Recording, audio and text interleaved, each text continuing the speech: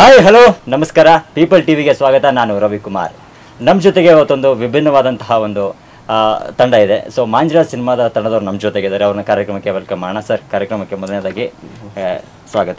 Sir, ನಿಮಗೂ ಕೂಡ ಕಾರ್ಯಕ್ರಮಕ್ಕೆ ಸ್ವಾಗತ ಸರ್. ಸರ್, ಮೊದಲನೇದಾಗಿ ಮಾಂಜ್ರಾ ಸಿನಿಮಾದ ಬಗ್ಗೆ ನಾವು ಮಾತಾಡ್ತಾ ಇದ್ದೀವಿ. ಸೊ ಮಾಂಜ್ರಾ ಅನ್ನೋ ಒಂದು ಟೈಟ್ಲು ಒಂಥರ ಡಿಫ್ರೆಂಟ್ ಆಗಿದೆ. ಏನು ಸರ್ ಈ ಮಾಂಜ್ರಾ ಅನ್ನೋ ಟೈಟ್ಲು ಏನಕ್ಕೆ ಇಡಬೇಕು? ಆಮೇಲೆ ಏನಿದು ಆ್ಯಕ್ಚುಲಿ? ಸರ್, ಮಾಂಜ್ರಾ ಅನ್ನೋದು ಒಂದು ಬೀದರ್ ಹತ್ರ ಒಂದು ನದಿ ಬರುತ್ತೆ. ಓಕೆ. ಈಗ ನಮ್ಮ ಬೆಂಗಳೂರಲ್ಲಿ ಕಾವೇರಿ ಯಾವ ರೀತಿ ಪವಿತ್ರವಾದಂತ ನದಿನೋ, ಸೊ ಅದೇ ರೀತಿ ಮಾಂಜ್ರಾ ಅನ್ನೋದು ಒಂದು ಪವಿತ್ರವಾದ ನದಿ ಸರ್. ಓಕೆ. ಸೊ ಅದನ್ನೇ ಒಂದು ನಾವು ಮರಾಠಿ ನೇಟಿವಿಟಿಗೆ ಮತ್ತು ಕನ್ನಡ ನೇಟಿವಿಟಿ ತಕ್ಕಾಗೆ ಆ ಸಿನಿಮಾಗೆ ನಾಯಕಿಗೆ ಆ ಹೆಸರನ್ನ ಇಟ್ಟಿದ್ದೀವಿ ಸರ್, ಮಾಂಜ್ರಾ ಅನ್ನೋದು. ಆಕ್ಚುಲಿ ಟೀಸರ್ ನೋಡ್ತಾ ಇದ್ದೆ ನಾನು. ತುಂಬಾ ಅಂದ್ರೆ ನ್ಯಾಚುರಲ್ ಆಗಿ ಬರುತ್ತೆ. ಅಂದ್ರೆ ನೋಡ್ಬೇಕಾದ್ರೆ ಒಬ್ಬ ಪ್ರೇಕ್ಷಕನಿಗೆ ಎಲ್ಲೋ ಒಂದ್ ಕಡೆ ನಮ್ಮ ಒಂದು ಘಟನೆ, ಸೊ ಎಲ್ಲೋ ನಮ್ಮ ಮನೆ ಹತ್ರ ಇರುವಂತದ್ದು, ನಮ್ಮ ಒಂದು ಹುಡುಗನ ಕತೆ, ನಮ್ಮ ಎಲ್ಲೋ ಒಂದ್ ಕಡೆ ಹತ್ರ ಆಗುವಂತಹ ಒಂದು ಇದಾಗುತ್ತೆ. ಅದ್ರಲ್ಲಿ ನೈಜ ಘಟನೆ ಆಧಾರಿತ ಅಂತ ನೀವು ಹೇಳಿದಿರ. ಸೊ ಅದು ಎಲ್ಲಿ ಆಗಿದ್ದು, ಏನ್ ಕತೆ ಆಕ್ಚುಲಿ ಏನದು? ಸರ್, ಇದು ಬೆಳಗಾವಿ ಹತ್ರ ಬಂಬರ್ಗ, ಒಂದು ಬೆಳಗಾವಿಯಿಂದ ಒಂದು 20 ಕಿಲೋಮೀಟರ್ಸ್ ದೂರ ಇದೆ. ಕರ್ನಾಟಕ ಬಾರ್ಡರ್. ಓಕೆ. ಈ ಮಹಾರಾಷ್ಟ್ರ ಮತ್ತೆ ಕರ್ನಾಟಕ ಬಾರ್ಡರ್, ಅಲ್ಲಿಂದ ಮಹಾರಾಷ್ಟ್ರ ಒಂದು 10 ಕಿಲೋಮೀಟರ್ ಅಷ್ಟೇ ಅದು. ಸೊ ಇದನ್ನ ನಾನು ಒಂದು 10th ಓದ್ತಿರ್ಬೇಕಾದ್ರೆ, ಅಂದ್ರೆ 10ನೇ ಕ್ಲಾಸ್ ಓದ್ತಿರ್ಬೇಕಾದ್ರೆ ನನಗೆ ಈ ನಾಡು ತೆಲುಗು ಪೇಪರ್ ಅಲ್ಲಿ ಇವ್ರದೊಂದು ಆರ್ಟಿಕಲ್ ಸಿಕ್ಕಿತ್ತು. ಸೊ ಇದು ಇನ್ಸಿಡೆಂಟ್ ನಡೆದಿದ್ದು ಸರ್ 2005ನೇ ಇಸ್ವಿಯಲ್ಲಿ, ಎಂಡಿಗೆ, ಅಂದ್ರೆ ಡಿಸೆಂಬರ್ನಲ್ಲಿ ನಡೆದಿದ್ದು ಸರ್. ಸೊ ಅವಾಗ 2005, 2006 ವರ್ಷ. ಸೊ ಆ ಆರ್ಟಿಕಲ್ ಓದ್ತಿರ್ಬೇಕಾದ್ರೆ ನನಗೆ ಏನೋ ಒಂದು ಫೀಲ್ ಇತ್ತು. ಅದು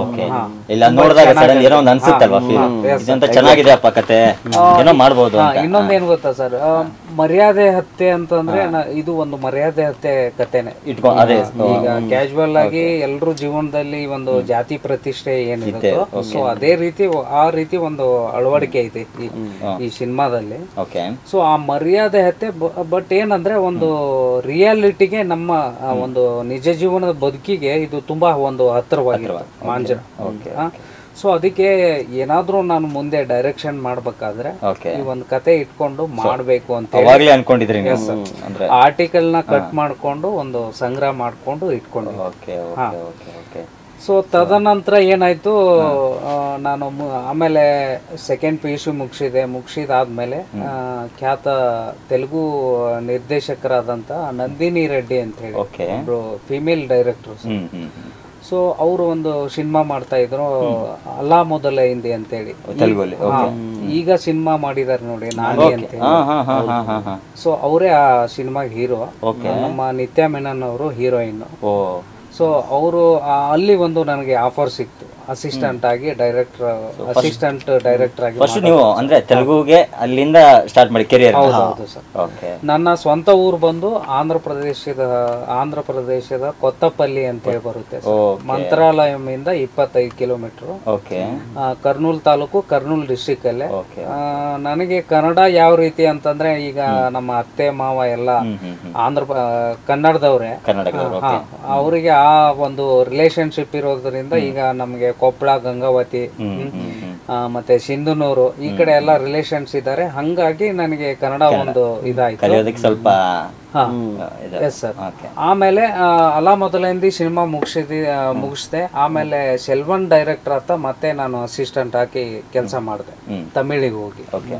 ಅಲ್ಲಿ ಭೀಮಿಲಿ ಕಬಡ್ಡಿ ಜುಟ್ಟು ಅಂತೇಳಿ ಒಂದು ಸಿನಿಮಾ, ಅಂದ್ರೆ ಇದು ತೆಲುಗಲ್ಲಿ ಭೀಮಿಲಿ ಕಬಡ್ಡಿ ಜುಟ್ಟು, ಅಲ್ಲಿ ವೆನಿಲ್ಲಾ ಕಬಡ್ಡಿ ಕುಳು ಅಂತೇಳಿ ಸೆಲ್ವನ್ ಡೈರೆಕ್ಟರ್, ನಮ್ಮ ದುನಿಯಾ ಕಿಶೋರ್ ಸರ್ ಅವರು ಆಕ್ಟಿಂಗ್ ಮಾಡಿದ್ದಾರೆ. ಒಂದು ಒಳ್ಳೆ ಕೋಚ್ ರೋಲ್ ನ ಪ್ಲೇ ಮಾಡಿದ್ದಾರೆ ಅವರು, ದುನಿಯಾ ಕಿಶೋರ್ ಸರ್. ಅದು ಪೊಲ್ಲಾಚಿ ಆ ಕಡೆ ಶೂಟಿಂಗ್ ಆಗಿತ್ತು. ಸೊ ಅದರಲ್ಲೂ ನಾನು ಅಸಿಸ್ಟೆಂಟ್ ಆಗಿ ಕೆಲಸ ಮಾಡಿದೆ. ಅದಾದ್ಮೇಲೆ ಅದ್ರದೇ ಒಂದು ರಿಮೇಕ್ ತೆಲುಗಲ್ಲ ಕಬಡ್ಡಿ ಸಿನಿಮಾ ಬರುತ್ತಲ್ವಾ, ನಾನಿ ಅವ್ರದ್ದು. Yes sir. ಲಾಸ್ಟ್ ಅಲ್ಲಿ ಸಾಯ್ತಾರೆ. ಎಸ್ ಸರ್ ಅದೇ ಸಿನಿಮಾ ಅಲ್ವಾ? Okay okay. ಅದನ್ನೇ ಇವರು ತೆಲುಗಲ್ಲಿ ಭೀಮಿಲಿ ಕಬಡ್ಡಿ ಜುಟ್ಟು ಅಂತ ಹೇಳಿ ಮಾಡ್ಕೊಂಡ್ರು. ಸೊ ಅದೇ ಟೀಮೇ ಅಲ್ಲ, ಮೊದಲಿಂದ ಟೀಮ್ ಏನಿದೆಯೋ ಅದೇನೆ, ಬಟ್ ತಾಟಿನೇನಿ ಸತ್ಯ ಅಂತೇಳಿ ಡೈರೆಕ್ಟರ್. ಓಕೆ. ಸೊ ಅವರು ಅದನ್ನ ಮಾಡಿದ್ರು. ಅಲ್ಲೊಂದಿಷ್ಟು ಅನುಭವ ತಗೊಂಡು ಆಮೇಲೆ ಒಬ್ರು ರಂಜನ್ ಪನಗುತ್ತಿ ಅಂತೇಳಿ ನನ್ನ ಫ್ರೆಂಡ್ ಕರ್ನಾಟಕದವರು, ಅವರ ಮೂಲಕ ಇವರು ರವಿ ಅರ್ಜುನ್ ಪೂಜಾರ್ ಅನ್ನೋ ಒಬ್ಬ ಪ್ರೊಡ್ಯೂಸರ್ ನನಗೆ ಸಿಕ್ಕರು. ಬನ್ನಿ ಕನ್ನಡ ಸಿನಿಮಾ ಮಾಡೋಣ ಅಂತೇಳಿ. ಅದಕ್ಕೆ ಅವ್ರಿಗೆ ಹೋಗಿ ಈ ಕತೆ ಹೇಳಿದೆ. ಆ ಕತೆ ಅವ್ರಿಗೆ ತುಂಬಾ ಇಷ್ಟ ಆಗಿ ಆಮೇಲೆ ಇದನ್ನ ನಾವು ರಿಯಲ್ ಇದ್ರಲ್ಲೇ ಮಾಡೋಣ, ಒಂದು ರಿಯಾಲಿಟಿಗೆ ಕೊಡೋಣ, ಸೊ ಅದೇ ಊರಲ್ಲೇ ಮಾಡೋಣ ಅಂತ ಹೇಳ್ಬಿಟ್ಟು ನಾವು ಬಂಬರ್ಗ ಆ ಊರನ್ನ ಹುಡ್ಕೊಂಡು ಹೋದ್ವಿ ಸರ್. ಯಾರಿಗೂ ಗೊತ್ತಿರ್ಲಿಲ್ಲ ನಮ್ಗೆ ಎಲ್ಲಿ ಆ ಘಟನೆ ಆಗಿತ್ತು. Yes sir. ಯಾವ ಊರಲ್ಲಿ ಏನು ಅದು ಅಲ್ಲೇ ಹೋದ್ರಿ? ಅಲ್ಲೇ ಅಲ್ಲೇ ಎಲ್ಲ ಮಾಡಿರೋದು ಅಲ್ಲೇ? ಎಲ್ಲ ಇಡೀ ಹೋಲ್ ಸಿನಿಮಾ ಏನಿದೆ ಎಲ್ಲ ಬೊಂಬರ್ಗಾದಲ್ಲೇ ನಾವು ಮಾಡಿದ್ದು. ಸೊ ಅಲ್ಲಿ ಹೋಗಿದ ತಕ್ಷಣ ಆ ಕತೆ ಕೇಳಿದ್ವಿ. ಕೇಳಿದ ತಕ್ಷಣ ಅವರು ಇನ್ನೂ ನಮ್ಗೆ ಹೆಚ್ಚು ಒಂದು ಸಜೆಷನ್ ಕೊಟ್ಟು ಅವ್ರ ಫ್ರೆಂಡ್ಸ್ ಏನೆಲ್ಲ ಘಟನೆಗಳಾಗಿದ್ದು ಈ ಮೂಲ ಘಟನೆ ನಾಯಕ ಯಾರು ನಮ್ಮ ಶಂಕರ್ ಅಂತ ಹೇಳಿ, ನಾವು ಅವ್ರನ್ನ ಆಡು ಭಾಷೆಯಲ್ಲಿ ಶಂಕರ ಅಂತ ಹೇಳಿ ಅವ್ರ ಊರಲ್ಲಿ ಕರಿತಾ ಇದ್ರು. ಅವ್ರನ್ನ ತೋರಿಸಿದ್ರು, ಇವ್ರದೇ ಅದು ಕತೆ ಅಂತ ಹೇಳಿ. ಅವರ ಹಾವ ಭಾವ, ಅವ್ರ ಬಾಡಿ ಲ್ಯಾಂಗ್ವೇಜ್, ಮ್ಯಾನರಿಸಮ್, ಅವನ್ನೆಲ್ಲ ನೋಡ್ಕೊಂಡಿವಿ. ನೋಡ್ಕೊಂಡ ತಕ್ಷಣ ಇದೂನು ಏನಾಯ್ತು, ನಮ್ಗೆ ಆ ಕತೆನೂ ಬಹಳ ಇಷ್ಟ ಆಯ್ತು. ಮತ್ತೆ ಏನ್ ಪ್ಲಾನ್ ಮಾಡಿದ್ದು ಅಂದ್ರೆ ಇದನ್ನ ನಾವು ನಾಯಕಿಯ ಮನೆಯಲ್ಲೇ ಮಾಡ್ಕೋಬೇಕು ಅಂತೇಳಿ ಒಂದು ಪ್ಲಾನ್ ಆಯ್ತು. ಸೊ ಅದಕ್ಕೆ ಆ ಮನೇಲಿ ಹೋಗಿದ ತಕ್ಷಣ ಏನೋ ಒಂಥರ ಫೀಲ್ ಕೊಡ್ತಾ ಇತ್ತು. ಅವಳು ಇನ್ನೂ ಜೀವಂತವಾಗಿದ್ದಾಳೆ ಅಂತ ಹೇಳಿ ಅಲ್ಲಿ ಗೋಡೆಗೆ ಅವಳ ಫೋಟೋನು ನೇತಾಕಿದ್ರು. ಅವಾಗ ಆ ಫೀಲ್ ಕೊಡ್ತಾ ಇತ್ತು ನಮ್ಗೆ. ಸೊ ಈ ರೀತಿಯಾಗಿ ಸ್ಟಾರ್ಟ್ ಆಯ್ತು ಸರ್. ಅದ್ರ ಬಗ್ಗೆ ಮಾತಾಡೋಣ. ಇನ್ನು ಫಸ್ಟ್ ಈಗ ರಂಜಿತ್ ಅವ್ರ ಬಗ್ಗೆ ನಾನು ಮಾತಾಡಬೇಕು. ರಂಜಿತ್ ಅವರೇ, ಸೊ ಹೇಳಿದ್ರು ಡೈರೆಕ್ಟರ್ ಸಾಹೇಬ್ರು ತಮ್ಮ ಜರ್ನಿ ಹೇಗಂತು ಏನು, ಹೇಗೆ ಆಕ್ಚುಲಿ ನೀವು ಮೂಲತಃ ರಂಜಿತ್ ಅವ್ರು ಎಲ್ಲಿ ಅವರು, ಮತ್ತೆ ಹೇಗೆ ಈ ಸಿನಿಮಾಗೆ ಕನೆಕ್ಟ್ ಆಯಿತು? ಆ್ಯಕ್ಚುಲಿ ನಾನು ತುಂಬ ಸ್ಟ್ರಗಲ್ ಮಾಡ್ತಿದ್ದೆ ಸರ್. ಒಂದು ಆಲ್ಮೋಸ್ಟ್ 10 ಇಯರ್ ಆಯಿತು. ನಾನು ಬೇಸಿಕಲಿ ಬಂದ್ಬಿಟ್ಟು ಪುಣೆ. ಸೊ ಆಲ್ಮೋಸ್ಟ್ ನಾನು ಎಲ್ಲ ಕಡೆ ಸ್ಟ್ರಗಲ್ ಮಾಡಿದೆ. ಫೈನಲಿ ಚೆನ್ನೈಗೆ ಹೋಗಿದ್ದೆ. ಅದೇ ಒಂದು ಸಿನಿಮಾ ಒಂದು ಆಡಿಷನ್ ಹೋಗಿದ್ದೆ. ಅಲ್ಲೇ ನಮ್ಮ ಮುತ್ತುರಾಜ್ ರೆಡ್ಡಿ ಡೈರೆಕ್ಟ್ರು, ಅಲ್ಲಿಂದ ಕನೆಕ್ಟ್ ಆಯ್ತು ಸರ್. ಇವರು ವೆನಿಲ್ಲಾ ಕಬಡ್ಡಿ ಕುಳು ಅದೇ ಸಿನಿಮಾಗೆ ಆಡಿಷನ್ ಬಂದಿದ್ದು. ಹೌದಾ? ಅಲ್ಲಿಂದ ಅವ್ರ ಜೊತೆ ಕನೆಕ್ಟ್ ಆಗಿ ಅದು ಬಾಂಡಿಂಗ್ ಹಂಗೆ ಮೇಂಟೈನ್ ಮಾಡಿಕೊಂಡು ಫೈನಲಿ ಸರ್ ಹೇಳಿದ್ರು ಒಂದು ಪ್ರಾಜೆಕ್ಟ್ ಪ್ಲಾನ್ ಮಾಡಿದ್ದೀನಿ, ಸೊ ಟಚಲ್ಲಿರಿ, ಶೋ ಡೆಫಿನೆಟ್ಲಿ ಮಾಡೋಣ ಅಂತ. ಸೊ ಆಯಿತು ಅಂತ ನಾನು ಮತ್ತೆ ಹಂಗೆ ಸ್ಟ್ರಗಲ್ ಮಾಡಿಕೊಂಡು ಸ್ವಲ್ಪ ಮರಾಠಿ ಹಿಂದಿ ಸೀರಿಯಲ್ ಅಲ್ಲೇ ಸಣ್ಣ ಪುಟ್ಟ ರೋಲ್ ಮಾಡಿಕೊಂಡು ಫೈನಲಿ ಕನ್ನಡದಲ್ಲೂ ಒಂದು ಸ್ವಲ್ಪ ಸಣ್ಣ ಪುಟ್ಟ ರೋಲ್ ಮಾಡಿದೆ. ನಿಮಗೂ ಕಾಲ್ ಮಾಡಿದ್ದೀನಿ sir, please sir yellow refer ಮಾಡಿ ಅಂತ. ಸ್ಟ್ರಗಲ್ ತುಂಬ ಆಲ್ಮೋಸ್ಟ್ ಆಯಿತು. ಫೈನಲಿ ಒಂದು ಪ್ರಾಜೆಕ್ಟ್ ಆಯಿತು. ಸೊ ತುಂಬ ಖುಷಿ ಇದೆ ಸರ್. ಸ್ಟ್ರಗಲ್ ಅಂತೂ ಇದ್ದೇ ಇದೆ, ಬಟ್ ಒಂದು ಫೈನಲಿ ಒಂದು ಒಳ್ಳೆ ಸಿನಿಮಾ ಕೊಟ್ಟಿದ್ದೀನಿ ಅಂತ ನನಗೊಂದು ಫೀಲ್ ಇದೆ. ನಿಜ ನೀವು ಹೇಳಿದ್ದು ಸತ್ಯ. ಬಟ್ ಈ ನೈಜ ಘಟನೆ ಆಧಾರಿತ ಸಿನಿಮಾಗಳಂದಾಗ ಇವಾಗ ನಾಯಕನಿಗೆ ಒಂಥರ ಚಾಲೆಂಜಿಂಗ್ ರೋಲ್ ಅದೇ. ಯಾಕಂತಂದ್ರೆ ಅದನ್ನ ಜೀವನನ ಹತ್ತಿರದಿಂದ ನೋಡಿದವರಾಗಿದ್ರೆ ಏನೋ ಮಾಡ್ಬೋದು, ಬಟ್ ಅದನ್ನ ಒಬ್ಬ ಡೈರೆಕ್ಟರ್ ಆದವರು ಕಟ್ಕೊಡ್ತೀರಾ ನೀವು. ಬಟ್ ಆ ರಿಯಲ್ ಕ್ಯಾರೆಕ್ಟರ್ ಇರ್ತಲ್ವಾ, ಅದನ್ನ ನೀವು ನೈಜ ರೂಪಕ್ಕೆ ತರುವಂಥದ್ದು ತುಂಬಾ ಕಷ್ಟ. ಆ ಸಿನಿಮಾ ಮಾಡ್ಬೇಕಾದ್ರೆ ನಿಮ್ಗೆ ಎಷ್ಟೆಲ್ಲ ಚಾಲೆಂಜಿಂಗ್ ಆಗಿತ್ತು? ಆ ಒಂದು ಏನಿಲ್ಲ ಸರ್, ನಾನು ಹಳ್ಳಿಗೆ ಜಾಸ್ತಿ ಟಚ್ ಇರ್ಲಿಲ್ಲ. ಸೊ ಫುಲ್ ಸಿಟಿ ಹುಡುಗ. ಹಳ್ಳಿಗೆ ಹೋದ್ಮೇಲೆ ಡೈರೆಕ್ಟ್ ಏನ್ ಮಾಡಿದ್ರು, ಒಂದು 3 months ಅಲ್ಲೇ ವರ್ಕ್ಶಾಪ್ ಮಾಡಿಸಿದ್ರು. ಅಲ್ಲೇ ಬಂದ್ಬಿಡಿ, 3 months ಇಲ್ಲೇ ಇರೋದು, ಸ್ಕ್ರಿಪ್ಟ್ ಎಲ್ಲ ಏನು ಬೇಡ, ಆಲ್ಮೋಸ್ಟ್ ಇಲ್ಲಿ ಜನ ಹೆಂಗಿರ್ತಾರೆ ಅವ್ರ ಜೊತೆ ಓಡಾಡೋದು, ನಾರ್ಮಲ್ ಡ್ರೆಸ್ ಹಾಕೊಳ್ಳೋದು. ಆ ಹುಡುಗಾನು ಇದ್ದಲ್ಲ ಸರ್, ಅವ್ನ ಆಟಿಟ್ಯೂಡ್ ಹೆಂಗೆ, ಅವ್ನ ಆಕ್ಟಿವಿಟಿ ಹೆಂಗೆ ಸ್ವಲ್ಪ ನೋಡ್ಕೊಂಡು. ಆಕ್ಚುಲಿ ಅವ್ರು ಇದಾರಲ್ಲ ಶಂಕರ್ ಅವರು, ಈ ಮೆಂಟಲಿ ಇಸ್ ಗುಡ್ ಅಂದ್ರೆ ಇಲ್ಲ ಮೆಂಟಲಿ ಅಪ್ಸೆಟ್ ಆಗಿದೆ. Okay okay. ಫಸ್ಟ್ ಅವರು ಇಂಜಿನಿಯರಿಂಗ್ ಸ್ಟೂಡೆಂಟ್ ಸರ್, ಬೆಂಗಳೂರಲ್ಲೇ ಓದ್ತಾ ಇತ್ತು. ಸೊ ಒಂದು ಜಾತ್ರೆಗೆ ಹೋಗಿ ಆ ಹುಡುಗಿ ಜೊತೆ ಕನೆಕ್ಟ್ ಆಗಿ ಅಲ್ಲಿ ಲವ್ ಆಗಿ ಅಲ್ಲಿಂದ ಆಮೇಲೆ ನಿಮ್ಗೆ ಹೇಳ್ತೀನಿ ಸರ್ ಯಾವ ತರ ಏನು ಅಂತ ಹೇಳಿ. ಅದಾದ್ಮೇಲೆ ನಮ್ಮ DOP ಏನಂದ್ರು, ಸರ್ ಏನೋ ಒಂದು ಮಿಸ್ ಹೊಡಿತಾ ಇದೆ, ನಿಮ್ಮ ಸ್ಕ್ರಿಪ್ಟ್ ಅಲ್ಲಿ ಏನಿತ್ತು ನೀವು ಮಾಡ್ತಾ ಇರೋದು ಬೇರೆ ಅಂತ ಹೇಳಿದ್ರೆ, ಅಂದ್ರೆ ಚೇಂಜಸ್ ಸರ್. ಓ ಇದು ಇಲ್ಲಿದೆ ಕನೆಕ್ಟ್ ನಮ್ಗೆ. ಸೊ ಅವಾಗ ಏನಾಯ್ತು, ಓ ಹೌದಲ್ವಾ. ಆಮೇಲೆ DOP ಆಮೇಲೆ ನಾವೆಲ್ಲ ಕೂಡಿ ಚರ್ಚೆ ಅಂದ್ರೆ ಅವಾಗ ನೀವು ಸ್ಕ್ರಿಪ್ಟ್ ಅಲ್ಲಿ ಇರೋದನ್ನ ಮಾಡ್ತಾ ಇದ್ರಿ, ಸ್ಕ್ರಿಪ್ಟ್ ಅಲ್ಲಿ ಇಲ್ದೇ ಇರೋದು ಅಂದ್ರೆ ಈ ಹುಡುಗಿ ಇದೆಲ್ಲ ಘಟನೆಗಳಾಗ್ಬೇಕಾದ್ರೆ ನೀವು ಸ್ಕ್ರಿಪ್ಟ್ ಅಲ್ಲಿ ಏನಿತ್ತು ಅಂತಂದ್ರೆ ಸರ್, ಜಸ್ಟ್ ಹೀರೋ ನಿನ್ಗೊಂದ್ ಗಿಫ್ಟ್ ತಂದಿದ್ದೀನಿ ಅಂತೇಳಿ ಕೈಯಲ್ಲಿ ಕೊಡೋ ಸೀನ್ ಇತ್ತು. ಓಕೆ. ಬಟ್ ಅವಳ ಆತ್ಮನೋ ಒಂದ್ ಯಾವ್ದೋ ಒಂದು ಹುಡುಗಿ ನನ್ ಕನ್ಸಲ್ಲಿ ಬಂದು ಗೆಜ್ಜೆ ಕಟ್ಸು ನನಗೆ, ಅವನ ಕೈಯಿಂದ ಗೆಜ್ಜೆ ಕಟ್ಸು ಅಂತ ಹೇಳಿ ಹೇಳಿದಂಗಾಯ್ತು ನಂಗೆ. ಆ ಫೀಲ್ ಅಲ್ಲೇ ಇದ್ದೆ ನಾನು.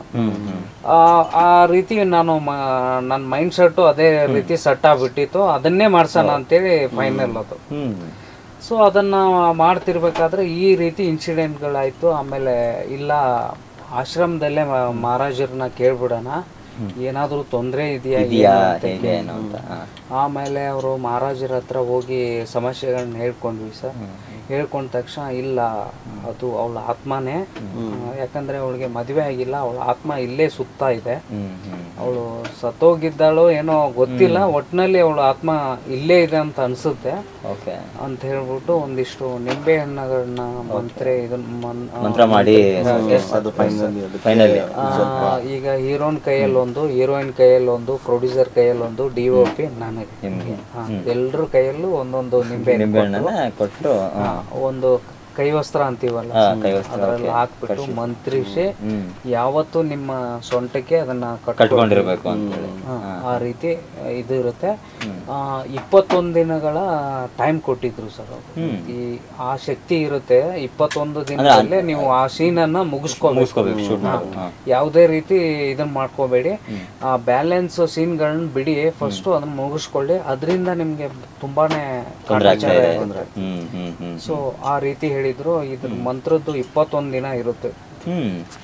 ಸೊ ಅವಾಗ ಏನಾಯ್ತು, ಅವರು ನಿಂಬೆ ಹಣ್ಣು ಕೊಟ್ಟ ಮೇಲೆ ನಮ್ಗೊಂಥರ ಶಕ್ತಿ ಬಂತು ಸರ್. ಆಮೇಲೆ ಸಕ್ಸಸ್ಫುಲ್ ಆಗಿ ಅದನ್ನ ಕಂಪ್ಲೀಟ್ ಮಾಡ್ಕೊಂಡು ಮಾಂಜ್ರಾದ್ ಹಿಂದೆ ಎಲ್ಲ ಕಥೆಗಳಿದೆ ಅಂದಂಗಾಯ್ತು. ತುಂಬಾ ಕಷ್ಟಪಟ್ಟಿದ್ರು ಶೂಟಿಂಗ್ ಅಲ್ಲಿ. ಇನ್ನೊಂದು ಹೇಳ್ಬೇಕು ಅಂತಂದ್ರೆ ಅವ್ರಿಗೆ ಇದನ್ನ ಕತೆ ಬಿಟ್ಕೊಡಲ್ಲ ನಿಮ್ಗೆ, ಹೇಳ್ತೀನಿ ಸರ್. ಆಮೇಲೆ ಆ ಶೂಟಿಂಗ್ ಮುಗಿದ ನಂತರ ಸರ್ ಇವ್ರ ತಂದೆ ತೀರ್ಕೊಂಡ್ರು. ಅದೇ ವರ್ಷ ನಮ್ಮ ತಂದೆ ತೀರ್ಕೊಂಡ್ರು.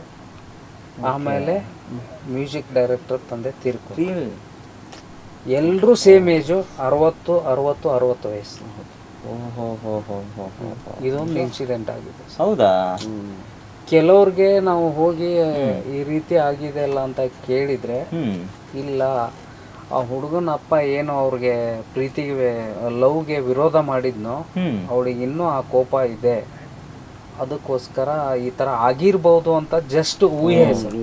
Okay okay okay. ಸೊ ಇದೆಲ್ಲ ಆಯ್ತು ಅವಾಗೆಲ್ಲ? ಹೌದೌದು. ನಮ್ಮ ತಂದೆ 2019, ಅವ್ರ ತಂದೆ 2019, ನಮ್ಮ ಮ್ಯೂಸಿಕ್ ಡೈರೆಕ್ಟ್ರು 2019. ಸೇಮ್ 60 ವರ್ಷ. ಸಿನಿಮಾದಿಂದ ತುಂಬಾ ಇದು ಇದೆ. ನಿಜ ನಿಜ ನಿಜ ನಿಜ. ಮಾಂಜ್ರಾ ಅನ್ನೋ ಸಿನಿಮಾ ನಿಮ್ಮ ಜೀವನದಲ್ಲಿ ನಿಜ ಸರ್. ಇದು ನೋಡಿ, ನಾವು ಸತ್ಯ ಘಟನೆ ಅಂದಿದ ತಕ್ಷಣ ಸುಮ್ನೆ ಒಂದು ಹೈಪ್ ಕ್ರಿಯೇಟ್ ಮಾಡೋಕೆ ಇದಕ್ಕೆ ಅಂತ ಹೇಳಿ ಎಷ್ಟೋ ಜನ ನೋಡ್ತಾ ಇರ್ತಾರೆ, ಆಡಿಯನ್ಸ್ ಅನ್ಕೋಬಾರ್ದು ನಿಜವಾಗ್ಲು. ಇದರಲ್ಲಿ ಒಂದು ನಾವು ಸಿನಿಮ್ಯಾಟಿಕ್ ಒಂದು ಎಂಟರ್ಟೈನ್ಮೆಂಟ್ ಸಿನಿಮಾ ಅನ್ನೋದು ಸಿನಿಮಾ ಪ್ರಮೋಷನ್ಗೆ. ಬಟ್ ತಮ್ಮ ಪರ್ಸನಲ್ ವಿಚಾರಗಳನ್ನ ಯಾರು ತರಲ್ಲ, ಬಟ್ ತಂದೆ ವಿಚಾರದಲ್ಲಿ ಯಾರು ತಂದಿರಲ್ಲ. ಬಟ್ ನಿಮ್ಮ ಜೀವನದಲ್ಲಿ ಅದು ಆಗಿದೆ ನಿಜವಾಗ್ಲೂ ನಮ್ಗೆ ಒಂದ್ ಕಡೆ ಒಂಥರ ಇರಪ್ಪ, ಇದು ಬೇಜಾರಾಗುತ್ತೆ. ನಿಜ ಸರ್. ಸುಮ್ನೆ ನಾವು ಆ ತರ ಹೇಳ್ಕೊಳ್ಳೋರು ಅಲ್ಲ.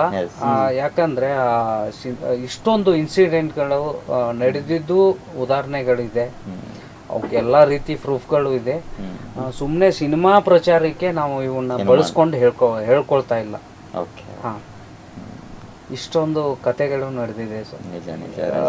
ಆಕ್ಚುಲಿ ಸಿನಿಮಾ ಕಂಪ್ಲೀಟ್ ಆಗಿ 2 ವರ್ಷ ಆದ್ರೂ ಇನ್ನೂ ನಾವು ಸ್ಟ್ರಗಲ್ ಮಾಡ್ತಾ ಇದ್ದೀವಿ ಸಿನಿಮಾ ಜೊತೆಗೆ. ಅದು ಸುಮಾರು ಯಾವಾಗ ಶುರು ಮಾಡಿ ಸರ್ ಸಿನಿಮಾ? ಸರ್ 2018 ನವೆಂಬರ್ ಅಲ್ಲಿ ಸ್ಟಾರ್ಟ್ ಮಾಡಿದ್ದು. 2019 ಕಂಪ್ಲೀಟ್ ಆಯ್ತು.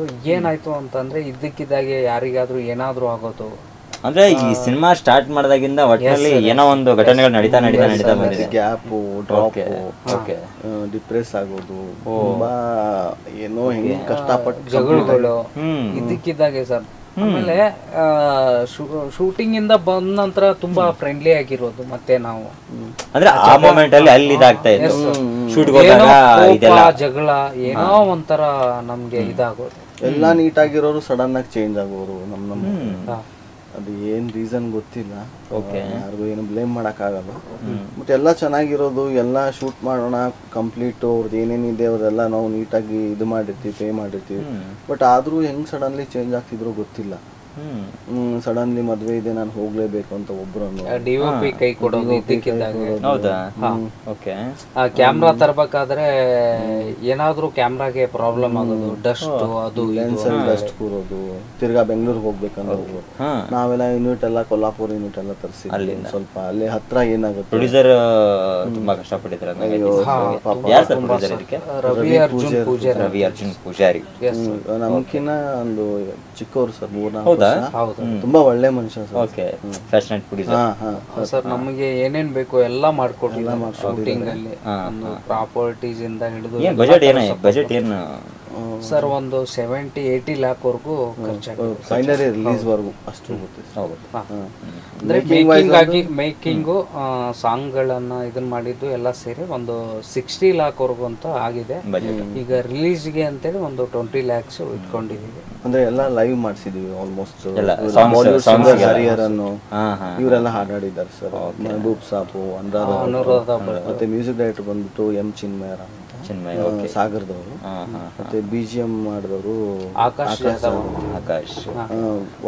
ಇದರಲ್ಲಿ 5 ಸಾಂಗ್ ಬರುತ್ತೆ. 5 ಸಾಂಗ್ಸ್ ಹರಿಹರನ್ನು, ಅನುರಾಧ ಭಟ್ಟು, ಮೆಹಬೂಬ್ ಸಾಬು ಇವರೆಲ್ಲ ಹಾಡಿದ್ರು. ನಮ್ಮ ಪ್ರೊಡ್ಯೂಸರ್ ಸ್ವಲ್ಪ ಸಾಂಗ್ ಎಲ್ಲ ಭಾಳ ಅವ್ರು ಒಂದು ಸಾಂಗ್ ಹಾಡಿದ್ದಾರೆ. ಹೌದಾ? ತುಂಬಾ ಚೆನ್ನಾಗಿ ಮೂಡ್ ಬಂದಿದೆ. ಓಕೆ.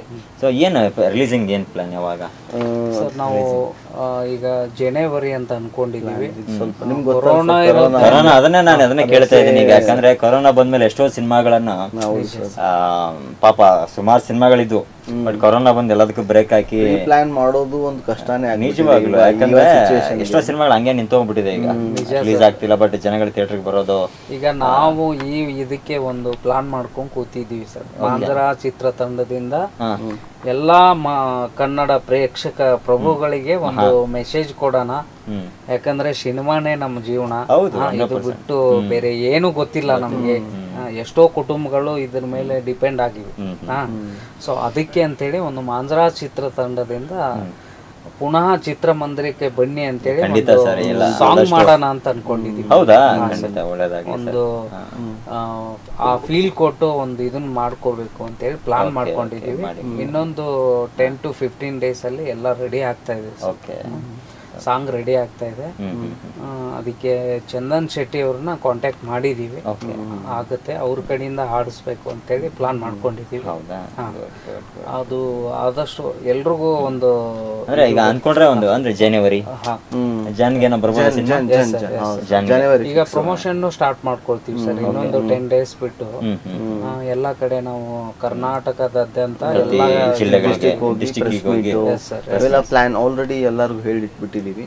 ಜಸ್ಟ್ ಡೇಟ್ ಕೊಡ್ಬೇಕು ಆಮೇಲೆ ಮಹಾರಾಷ್ಟ್ರ ಮತ್ತೆ ಕರ್ನಾಟಕ ಎಟ್ ಎ ಟೈಮ್ ಒಂದೇ ಟೈಮ್ ಅಲ್ಲಿ ಏಕಕಾಲಕ್ಕೆ ಬಿಡುಗಡೆ ಮಾಡ್ತಾ ಇದ್ವಿ.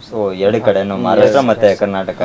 ಈಗ ನಮ್ಗೆ ಮಹಾರಾಷ್ಟ್ರದಲ್ಲೂ ಒಂದು ಒಳ್ಳೆ ಡಿಸ್ಟ್ರಿಬ್ಯೂಟರ್ ಸಿಕ್ಕಿದ್ದಾರೆ. ಅಲ್ಲೊಂದು 130 ಥಿಯೇಟರ್ ಸಿಗ್ತಾ ಇದೆ ನಮ್ಗೆ.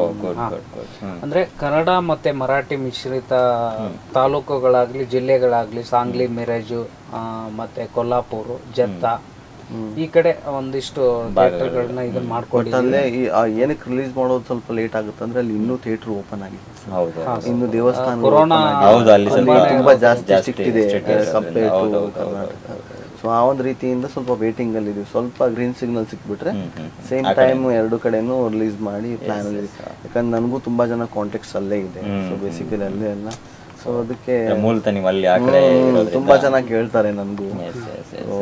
ಕಾಂಟೆಕ್ಸ್ಟ್ ಎಲ್ಲ ಚೆನ್ನಾಗಿದೆ. ಈಗ ನೋಡ್ಬೇಕು ಸರ್, ಥಿಯೇಟರ್ ಮೇಲೆ ಡಿಪೆಂಡ್. ಜನ ಬರಬೇಕು ಖಂಡಿತ ನಮ್ಮ ಪ್ರೇಕ್ಷಕ ಮಹಾಪ್ರಭುಗಳು ನೋಡೇ ನೋಡ್ತಾರೆ. ಯಾಕಂದ್ರೆ ಎಷ್ಟೇ ನಾವ್ ಏನೇನ್ ನೋಡಿದ್ರು ಕೂಡ ಬಟ್ ಆ ಥಿಯೇಟರ್ ಅಲ್ಲಿ ನೋಡೋ ಮಜಾ ಇದೆ. ಹೌದು ಸರ್, ಸಿಗಲ್ಲ ಸರ್. ನಾವ್ ಏನೇ ನಾವು ಈಗ ಹೋಮ್ ಥಿಯೇಟರ್ ಅಲ್ಲಿ ಕುತ್ಕೊಂಡು ನಾವು ನೋಡ್ತಾ ಇದ್ರು, ಬಟ್ ಒಬ್ಬ ಎಷ್ಟೋ ಜನಗಳ ಮಧ್ಯೆ ನಾವು ನೋಡೋ ಒಂದು ಮಜಾನೇ ಬೇರೆ. ಎಲ್ಲರೂ ಪ್ರತಿಯೊಬ್ರು ಕಾಯ್ತಾ ಇದಾರೆ, ಬಟ್ ಎಲ್ಲೋ ಒಂದು ಹಬ್ಬ ಇದ್ದಂಗೆ ಸರ್. ನಿಜ ಅದೇ ನಿಜವಾಗ್ಲು ಹಬ್ಬ ಆಯ್ತು. 5.1 DTS ಆ ಸೌಂಡ್ ಟೆಕ್ನಾಲಜಿ ಏನಿದೆ ನಿಜವಾಗ್ಲೂ ಈ ಮೊಬೈಲ್ ಆಗ್ಲಿ ಇದ್ರಲ್ಲಾಗ್ಲಿ ಕೊಡಲ್ಲ.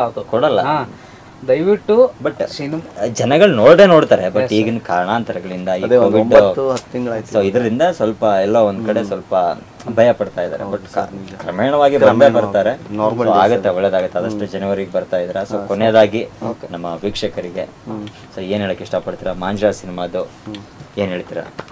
ಎಲ್ಲ ಪೀಪಲ್ ಕನ್ನಡ ವೀಕ್ಷಕರಿಗೆ ಏನು ಹೇಳೋದು ಅಂತಂದ್ರೆ,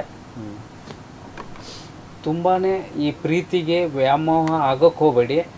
ಆಮೇಲೆ ನಿಮ್ಮ ತಂದೆ ತಾಯಿಗಳ ಒಂದು ಅಭಿಪ್ರಾಯಗಳನ್ನು ಕೇಳಿ, ಆಮೇಲೆ ನೀವು ಮಾಡ್ತಕ್ಕಂಥ ಆ ಪ್ರೀತಿಗೆ ಕೆಟ್ಟ ಹೆಸರು ತರುವಂಥ ಕೆಲಸವನ್ನು ಮಾಡಬೇಡಿ. ನಿಮ್ಮ ಪ್ರೀತಿ ನೈಜವಾಗಿರಲಿ, ಸ್ವಚ್ಛವಾಗಿರಲಿ, ಅಂಥ ಪ್ರೀತಿಯನ್ನು ಮಾಡಿ. ನಾವು ಈ ಸಿನಿಮಾ ಮೂಲಕ ಅದನ್ನೇ ಹೇಳೋಕೆ ಹೊರಟಿರೋದು. ಜಾತಿ ಭೇದ ಭಾವ ಆ ಥರ ಅಂತಲ್ಲ, ಅದು ಇವತ್ತಿನವರೆಗೂ ಜೀವಂತವಾಗಿದೆ. ಈ ಜಾತಿ ಸಮಸ್ಯೆ ಅನ್ನೋದು ಅದು ಯಾವಾಗಲೂ ಇದ್ದೇ ಇರುತ್ತೆ. ಬಟ್ ಏನಂದರೆ, ನೀವು ಮಾಡ್ತಕ್ಕಂಥ ಪ್ರೀತಿ ಸ್ವಚ್ಛವಾಗಿರಲಿ, ನೈಜವಾಗಿರಲಿ. ಮಾಂಜ್ರಾ ಸಿನಿಮಾ ಮೂಲಕನೂ ಇದನ್ನೇ ಹೇಳ್ತಾ ಇರೋದು.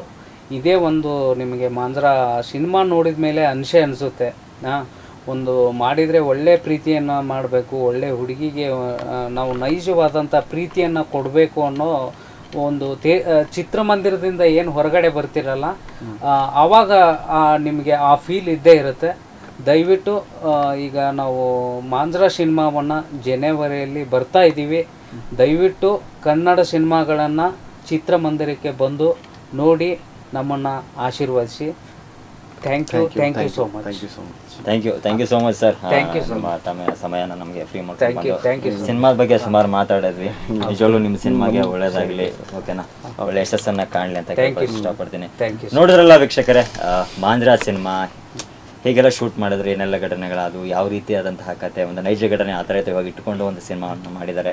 ಸೊ ಆ ಸಿನಿಮಾಗೆ ಒಳ್ಳೇದಾಗಲಿ, ಆದಷ್ಟು ಬೇಗ ಸಿನಿಮಾ ಥಿಯೇಟ್ರ್ಗಳು ಓಪನ್ ಆಗಲಿ, ಇನ್ನು ಜನಗಳು ಬಂದು ಸಿನಿಮಾಗಳನ್ನು ನೋಡಿ ನಮ್ಮ ಸಿನಿಮಾದವರು ಬದುಕಲಿ ಅಂತ ನಾನು ಆಶಿಸ್ತೇನೆ. ತುಂಬ ಧನ್ಯವಾದಗಳು. ಮತ್ತೆ ಇನ್ನೊಂದು ಕಾರ್ಯಕ್ರಮದ ಜೊತೆ ನಾನು ಮತ್ತೆ ಬರ್ತೀನಿ. ಅಲ್ಲಿವರೆಗೂ ನಮಸ್ಕಾರ.